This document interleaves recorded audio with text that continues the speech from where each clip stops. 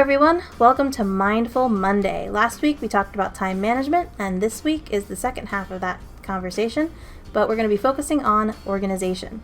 So organization is going to look a little different in the virtual learning world, so that's what we're going to focus on, how to be organized in a virtual world. So as a virtual student, you have many tools at your fingertips to help you with both organization and time management. This video is going to focus on Office 365 and Canvas, which are what my students and I use. Now, let's first start on our desktop. I'm sure many of you virtual students aren't being asked to keep a binder yet, so what would be a good replacement for that virtually? Well, our binders use tabs to keep us organized, and binders are nothing more than big folders with rings, right? So let's create some folders on our desktop to represent our classroom binder. So in order to create a new folder on your desktop, you want to right-click, go to New, and then select Folder. I'm going to name this folder Schoolwork. Okay, so there's our Schoolwork folder right here. So I'm going to open this up, and we see that it's empty. So a good thing to put inside this Schoolwork folder, of course, is a folder for each of your classes. So let's start with our core. So we're going to start by right-clicking again, go to New, Folder. We're going to name this one Language Arts. Okay, we're going to go right-click, New. We got Social Studies. Right-click, New. Math. Right-click, New. Science. And then we have our other classes like Art. Then we have Music. And lastly, we have PE. Now, it might be a good idea to ask your teacher how you should further organize your digital files. I'm going to show you how I would like my students to organize their files in Language Arts. So first, I want us to have a folder for reading, a folder for writing, a folder for vocabulary, and finally a folder for notes.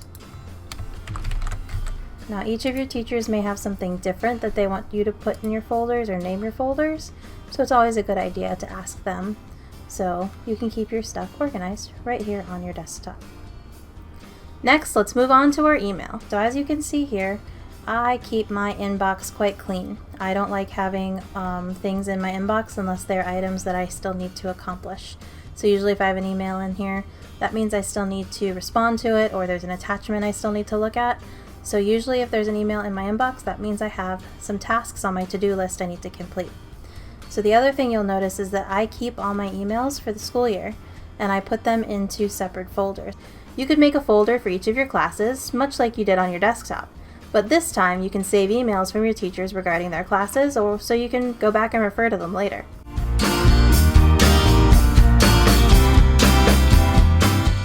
So one thing you need to remember is that within your Office 365 suite, you also have a calendar. Now let's say that you have a test on the 25th of September. So if you double click in here, you can say Test in Social Studies, and then you can say on geography, whatever it may be on. And then you can set the time, like maybe you have your classes at 10, so 10 to 10:30, you know you're taking a test that day, so you can say save, and then that will pop up right here on your calendar. If you know that you have a assignment due on the 30th, like Flipgrid for Ms.Murray's class, you can put these things on, and you can just say that's an all-day thing, so you know that that's due that day. Just click save, and there you go. Put various things on here. These don't just have to be school things. If you have soccer practice on certain days, cheerleading, anything like that, you can stick those on here just so you have all of your calendars and all of your events in one place. As I said last week when talking about time management, having a calendar and putting all your dates and stuff on it is very helpful.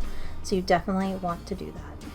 Now that we've seen some places where we can store important information, let's talk about how we can organize our computer windows during class.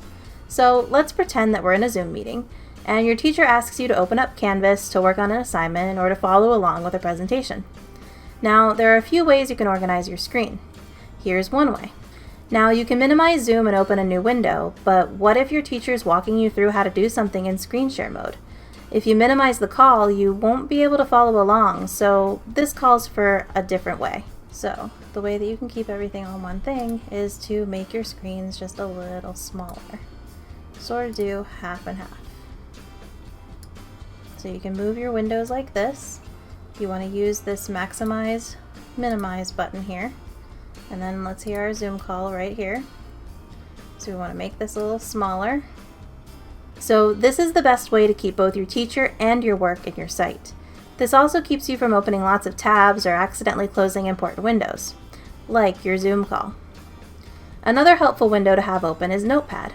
I like putting my daily to-do list in a notepad and then take notes as I work throughout the day. It is helpful when new tasks pop up. That way I don't forget anything. So you have your online binder set up, you know how to arrange your windows so you can see all of the important things you need to see. So now all that's left to do is customize everything so it works best for you. My last tip when it comes to organization is to also keep your work area tidy. So that way, if your teacher needs you to write something down or to grab a specific book, you're able to do so quickly and not waste time searching for a pencil, a piece of paper, or a book. So that's all I have for you today. So what are some organizational tips you have? Did I miss anything? Please share your tips in the comments. Thanks for watching, and I'll see you tomorrow for Book Talk Tuesday.